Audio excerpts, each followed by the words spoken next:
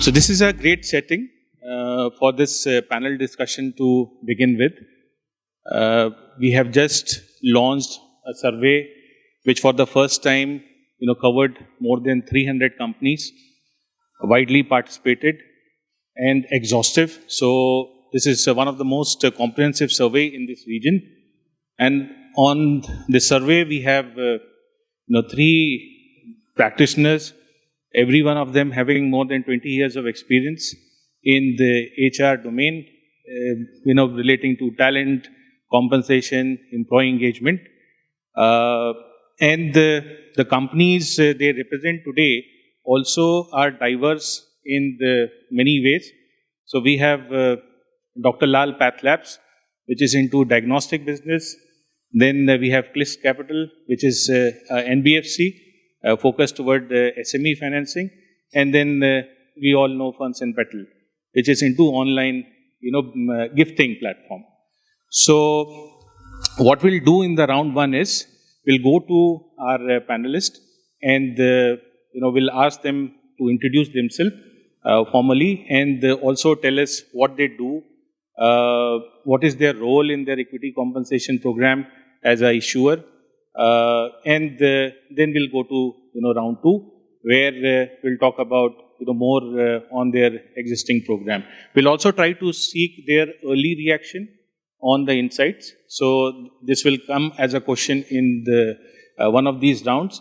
And in the last round, we'll talk about or we'll get their views on what is the future for equity compensation, and also how do we track and measure the success of the program. So I'll start with Manoj. I hope I have the permission to refer you by your first names. So over to you, Manoj. Good morning, everyone. Thank you, Capita and ESOP Direct for inviting me here. So I represent Dr. Lal PathLabs. I have been with Dr. Lal PathLabs for now 9 years. And prior to Lal PathLabs, I worked with companies like Airtel, Dell, esteemed Electronics, and Asian Paints. During this period in Dr. Lal PathLabs, I have been, privy to the design of ESOP compensation twice, in 2016 and then 2022. And right from design, involving the board, administration, audit, pretty much everything I've been able to see through. So I'm happy to share my experiences today. Thank you. Good morning, everyone, and thank you again to the ESOP Direct and Capita team for inviting me here. I joined Clix Capital about 15 months back as the CHRO, and prior to that, about the previous 22 years have been part practitioner across insurance, telecom, and analytics, and part as an HR consultant myself. My experience with ESOPs has really been very peripheral in the past, but I think in the last 1 year, when we partnered with ESOP Direct to co-create the program, that was very, very intense, and I'm happy to share the learnings and also, learn from those around. Thank you. Good morning all, and my name is Gautam, and thank you Capita and ESOP Direct for inviting us here. So I look after the entire HR aspect for the Ferns and Petals, which is spread across in India, Middle East and Singapore today.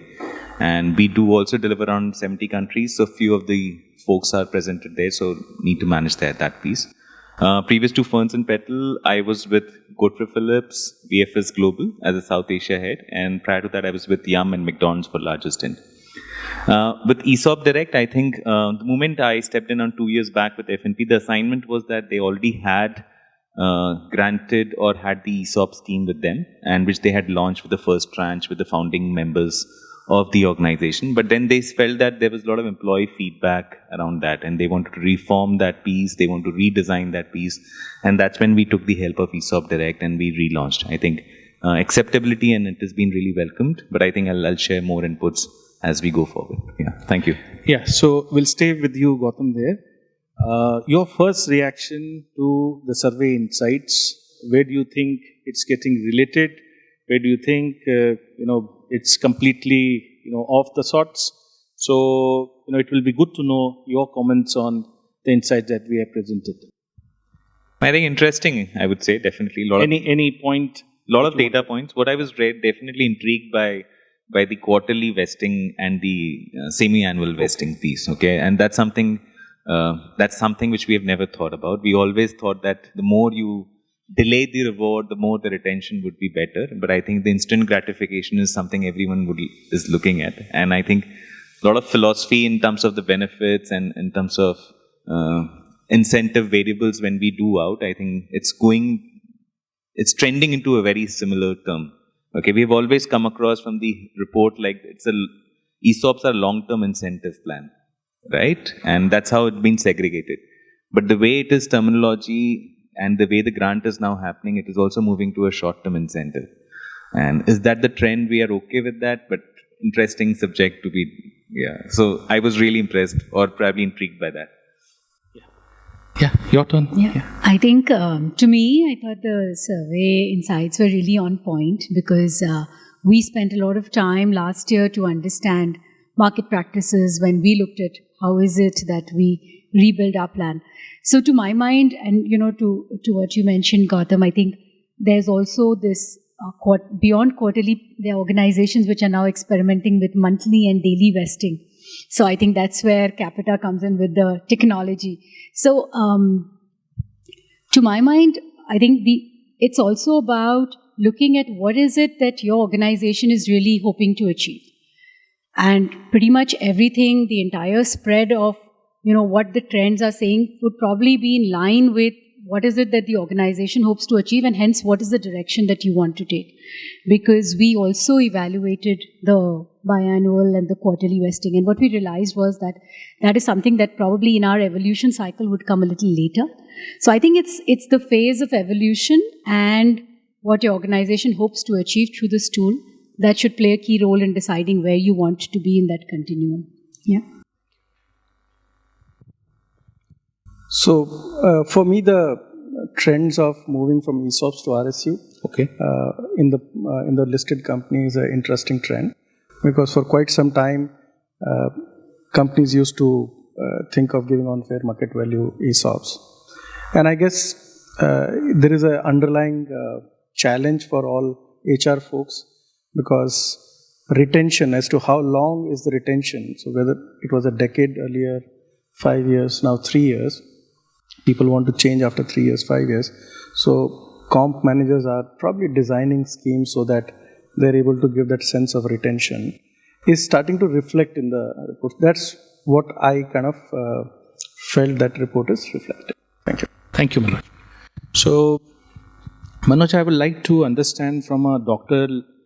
Lal PathLabs perspective, since Dr. Lal PathLabs, as far as this panel is considered, is the one which has the most vintage program. There are almost more than 3 programs or 2-3 programs there, along with the trust. So please tell us your story about where it began, what was the objectives then, how your journey has been, were there course corrections, how the employee have accepted of it, what has been the impact this has been able to create as a culture, and also for the employees in their wealth creation story. So give us some insights on that. So Dr. Lal PathLabs got listed in December 2015, but the ESOP journey I think started way back in 2010 or 11. And that time it was unlisted and the coverage was very small for very few people. And I don't have much details about that scheme, because I think post-listing is when details were available. But I believe that the intention that time was, how do you really keep the group of professionals who had joined in between 2005 and 2010 and grow the company. So it was more retention and participating in the wealth creation. Post-listing in 2015, we went in for the first plan in 2016, and we went for an RSU plan with grants at face value, annual grants with a vesting of 4 years, equal tranches.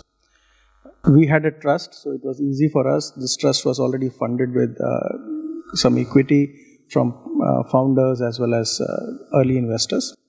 So it was a fairly simple design for us. The intention was that you have gone listed, you have gone after 70 years of existence, you're listing, and you needed to reward people.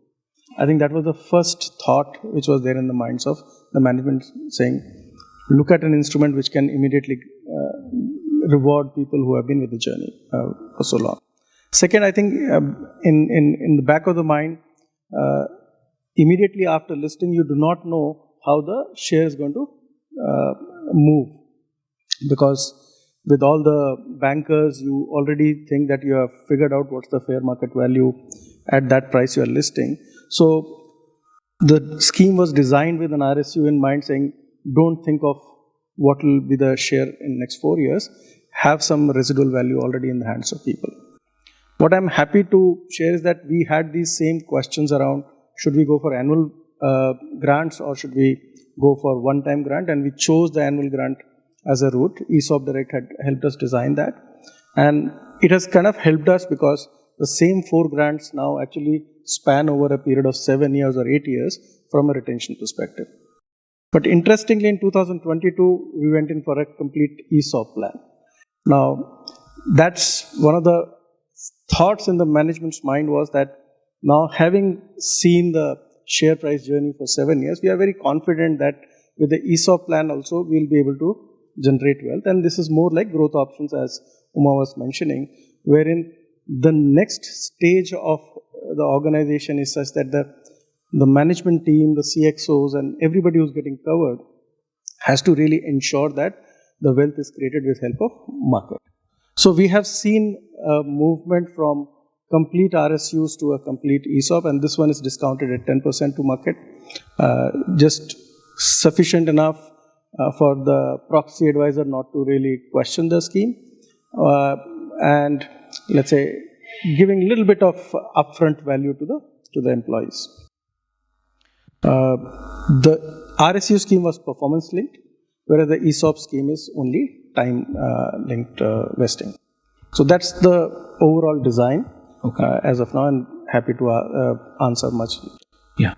So basically, in case of listed companies, what happens is the scheme also goes through proxy advisory firms who opine on those resolutions, and these resolutions, their opinion, are considered by institutional investors. So many of the listed companies would have FIIs and DIIs, and they are public shareholders. So before they vote on a resolution, and ESOP resolutions required special resolutions from the shareholders, so they consider the proxy firm's opinion. There are insights on that as well. We'll go to Santwana for her view on the program that Clix has implemented, objectives, what are the guiding principles that was the board had, and tell us about some of these, if it allows you to share with us. Sure, thank you.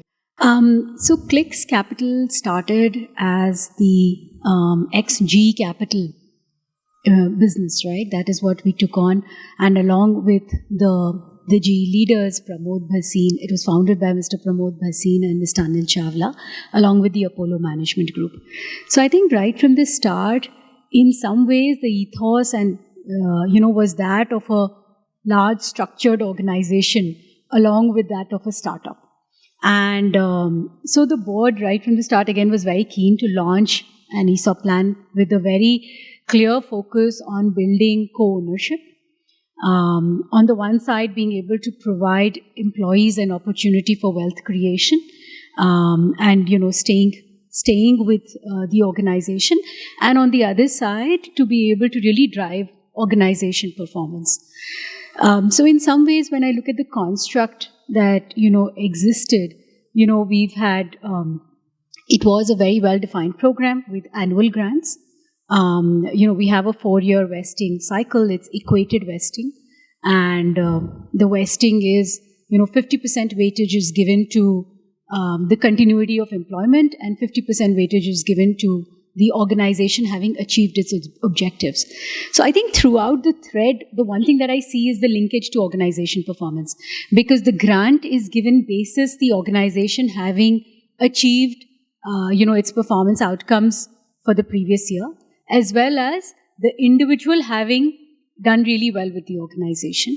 So that's at the time of the grant. But even at the time of vesting, the performance thread continues fairly strongly. The second thing is, in terms of, I think the exercise period, we have a fixed exercise period of 5 years. We did last year, make some changes to make the plan even more employee friendly. But, interestingly, right from the start, we went the trust route. Probably, preempting it, but we went through the trust route. So I think that way is the base of the program is pretty well defined. There are a lot more efforts that we've made more recently to address the communication part of it, because like Uma mentioned, that continues to be an important aspect, because I think the awareness and the understanding of ESOP and the potential that it holds it still continues to be fairly limited. So I think a lot of workshops that were done across levels to make people understand it. One of the things we experimented with in the past was also broad basing the program. But I think what we've had is that if I look at the trends, it's largely been in line with what the market requirements are and what are we hearing from our stakeholders and employee groups. I think that's how we've moved the design of the program to keep it a little bit more dynamic.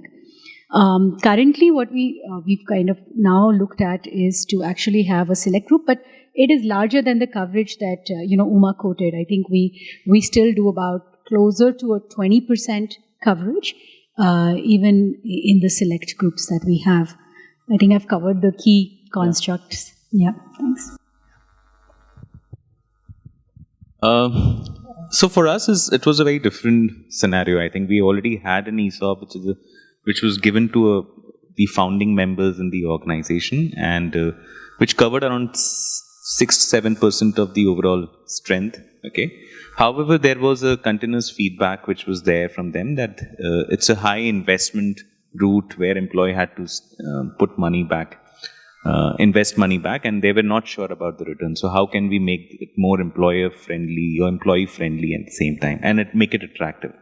At the same time, we were not able to use that instrument to attract newer talent or probably grant newer talent, because they had a lot of queries and it wasn't a very, very employee friendly. So for us, we had to do a lot of reverse engineering. We have to work around in terms of recast the entire ESOP piece, and I think that is where we did a lot of rethink and did a lot of industry benchmark.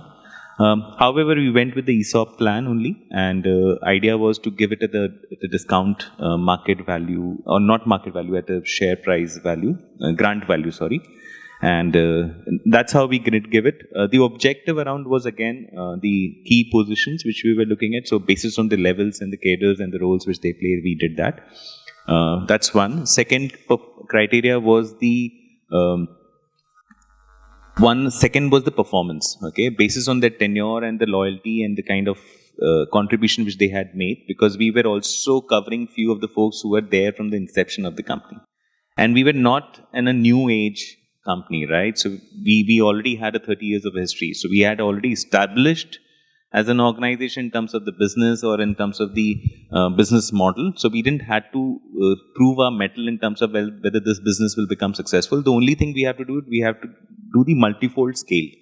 Okay, so hence we need a good set of talent who basically, and bring them into the organization, who can help us to the next level, take it to the next level. And that's where the work around happened, and that's where we worked on the ESOP work, and that's out. So we haven't gone with the trust route as of now, because the IPO route is still around 3-4 years ahead of us. So we were not looking at. So only thing is we were looking at the growth piece within the organization. So hence we went with that. And it is an annual grant, not annual grant. It is a one-time grant. We have done it, and with the 4 years vesting. But the vesting, we have done it over the scale of 10, 20, 30, 40, not an equal distribution.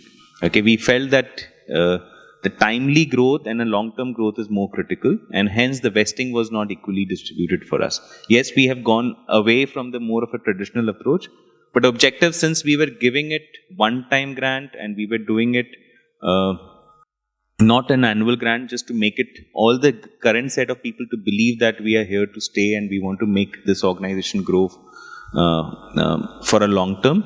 hence whatever wealth gonna be created. So we looked at it as a long-term incentive, big time. Okay, we have a short-term incentive plan which is also working really well, but primarily as an ESOP as a long-term incentive.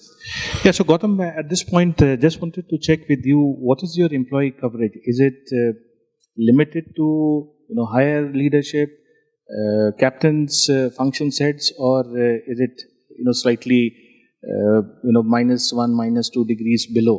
So how is it done there? So there are two groups which we look at. As I said, that there was a founding members. So over there we have even given to the peon and the drivers of those set of people. So those who are associated with us. So as a part of a gesture and this contribution.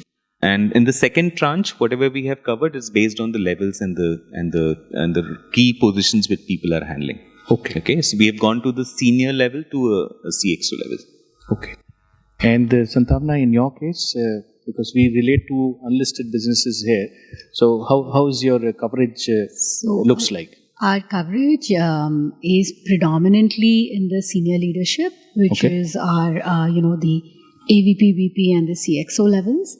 But like I mentioned, I think during the pandemic, for those 2 years especially, we focused on a slightly more broad-based approach. That's where we went down to the middle management layers also and identified select people who would get covered. So at that point in time, I think the coverage would be about 30 to 35% of the organization as against the 20% that we are at now. Yeah. Okay. Yeah, so it's, broad-based, a plan is set to have this broad-based coverage when this is more than 40% in advisory terms. So you're very close there. So it's a great comparison to draw between the Clix and Ferns and Petals, where initially you did a gesture where this was like a token grants done with heart, and then later on it had more strategic pillars added to it. Whereas in your case, you started with broad base and then, dipping down to the leadership.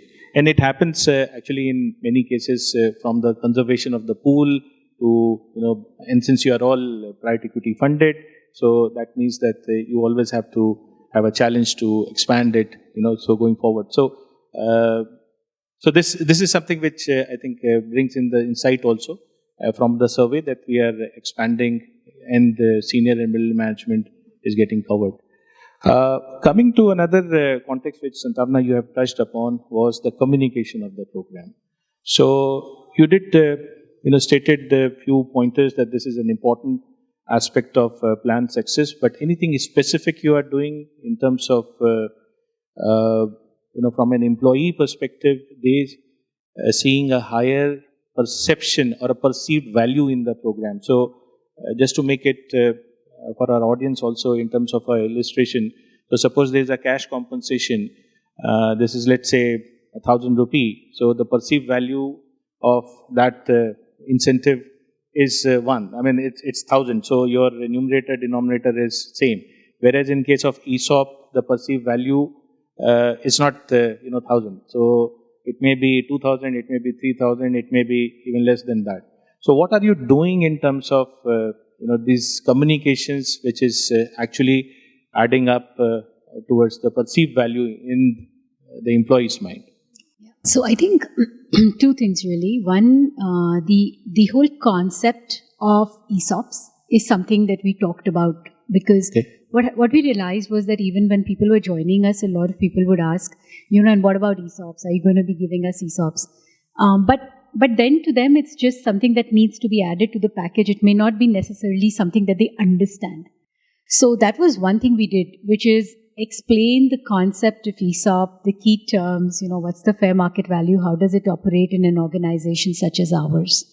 So once people had that understanding, then at least if we said, you're going to get X amount of options at a certain amount, at a certain point in time, they could get a bare understanding of what it is. What we did this time with the grant was that we actually, currently we're not really leveraging any technology. So, and that's part of the plan for this year. But what we did was we painted the picture for the, the recipients, which is to say that, over the years, you've received these many grants this is where the value, a fair market value is.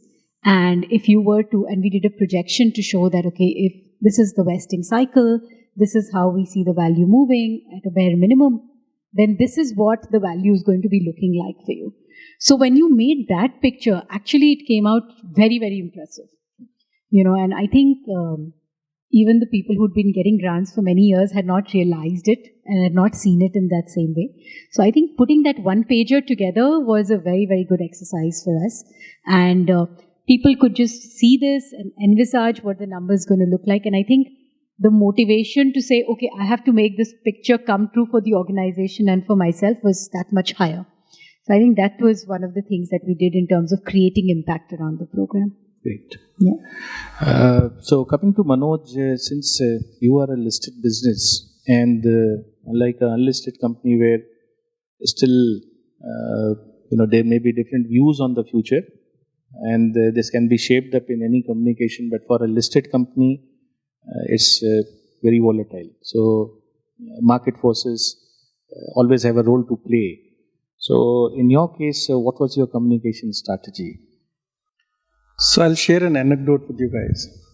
When the second plan was designed, in the AGM it got tabled, and the company secretary tells me that the moment it gets approved, it needs to be loaded onto stock exchange. So I had thought that I will do the communication the next day, but already people had read the plan. So that's the level of complications you face in a listed company, because pretty much employees are aware that there is a plan like this. They are already reading those documents and they're making their own interpretations. The second issue which happens with listed companies is that the value of the stock is visible on a daily basis. So people really make their own interpretation despite whatever projections you put. And obviously there are analyst reports and there are all sorts of information available to them to paint the picture of the future of the company. So it becomes very complicated in a listed scenario in case you are going in for an ESOP plan at a fair market value. It's really very complicated to show the value as to what the plan holds over a period of whatever 4 or 5 years. I think there the conversation has to be less on what the value going to be, or is more on how you can be participating in really shaping the share price, right? So I think first plan, it was very easy for us to communicate. It was an RSU. There was an inherent value on the date of grant. And coincidentally, between 2016 and 2021-22, Dr Lal PathLabs did very well on the stock market. So obviously everybody was very happy. In the ESOP plan, which rolled out in 2022, last 1 year we are into global choppy scenario. So people are kind of comparing the previous plan to this plan. So any amount of communication at this stage, people are making their own interpretation. However, we are really not taking that route to say, go ahead and really communicate overtly the value which is perceived value in future, because we ourselves can't predict that. So what we are doing otherwise is say, there is a money at work which has been put by the company.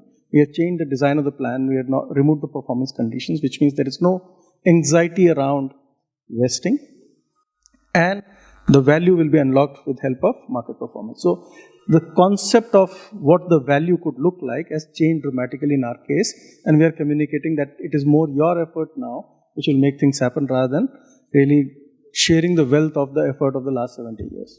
So it's a complicated situation for us as of now in terms of convincing people that this plan is going to pay off.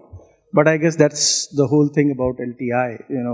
If you don't have the patience to look at an instrument for 5 years, then you're looking at a STI. Yeah. So that's the differentiation we're trying to make to everyone. Yeah, we'll stay with you. Okay. So you are the expert in testing and profiling. Is there any secret sauce for you to measure the success of your ESOP program? Is there any metric? For example, are you tracking your attrition? Are you tracking your productivity, employee motivations, share price, or balance sheet growth? So is there something which you are using it as metrics to measure the success of the program? So I can talk about the first scheme, which was in 2016. It has kind of matured now. We had a very strong retention measure, and maybe I'm the evidence that I'm with Lal PathLabs for 9 years, and my CXO team, the whole CXO team is still with us. And in fact, the attrition in that pool of 70 people who got is less than half of the regular attrition. So I think that plan served its purpose completely. Now this one is just one grant we have had, and we are now using a mix of ESOP plus RSU because we have residual RSUs of past one. And this time around, we are going to measure the success of the plan with respect to what is really the value it can be created with help of the market. So the guiding principles are now moving towards market performance and let's say balance sheet performance more than just the retention part of the thing. So that's the shift which we are seeing. Okay. We'll go to Gautam here. And one of the success parameters for an unlisted company program is its liquidity. So from a liquidity standpoint, and the experience that we have from Manoj's side is 2010 is when the plan was implemented, and it took 5 years for listing, and that's when the monetization would have come in. So from your plan standpoint, are there any contemplation around the short-term sweeteners or some events which can be considered for monetizing stock options, if not fully some part of it, so that the employee the traction from an employee standpoint, it also gets delivered. It's not just said in terms of the stories and the communication, but it's also getting monetized and wealth getting generated. So any ideas on the that part? I'll compare again, since I had the two policies around. So first, obviously, the policy had where it was a force investment when the employee had to do it within the 3 years of after the vesting would happen, and he had to bring that shares under his equity. He had to invest certain money. I think that's something which we have, and without any guarantee of when the liquidity will happen. I think we have taken that piece away. So today now we have said that whenever the liquidity event will happen, either the IPO or either the investment which will happen, that's when thing has happened. The good part or a bad part maybe is we have never needed for investment. We just had one investment round by the investors a couple of years, 1 year back. And I think that is also self-sufficient itself for a longer period, because that was never the need. I think it was more of an unlocking the value of the organization. I think, but the way the organization is growing, the way the growth is already prevailing in the current, I think that itself is keeping the employees very well engaged. I think so. That is not a concern. However, the ESOP policy is also it's an absolute, in all true sense. I think we really mean to give or build employee a wealth. Okay, if they stay back with us and whoever are there with us. Okay, so the amount of grant and amount of the ESOPs which we have given to them, if they continue to stay back and the company continue to do well, and I think the way we are doing, I think it will bring wealth. So I think that's definitely not a question. And I think we also feel, and somehow we have able to build that this organization has able to build from scratch to 30 years and able to build with cash flow positive, being in the e-commerce. I think we are able to defy the lot of non-existing or existing trends. We are able to defy it from a large period of a time, right? So for us, I think we still believe that it is better to have a lot of equity with us rather than with the investors. Let us continue to grow by ourselves. So that is traditional mind still, and the traditional way of operating business and managing the funds, and that's something which is still going, and you still being a shareholder. I think that's still working in our favor. I think we will continue to operate until we see a major bump, which we do not predict as of now. I think we are pretty much on path of success, and that's how it is for us. Yeah. The same question. Yeah, okay. So I think in terms of one, how is it that we're looking at employee response? I think, like for all programs that we do keep a very, very sound check on, how our stakeholders are perceiving it. So I think it's the same with the revised program. But two things that we did do, which I'm hoping that, we'll get to see in action. One is to, give a deep discount so that the immediate potential of the option is much higher. And the second thing which we are evaluating with our board at the moment is the option of buying back. So a cash settlement, but a buyback of options in itself. So that is something that we are hoping to, a discussion that we're hoping to conclude in the next coming quarter. And I believe that that's where the immediacy, so, the picture that you paint actually seems to have a little bit of an immediate benefit. So if we are able to close that, and, the board has been very supportive, so I'm hoping that, if that is something that we believe will be the right thing for the organization, then, I think for the employees concerned, it will be a very, very exciting time. Thank you so much.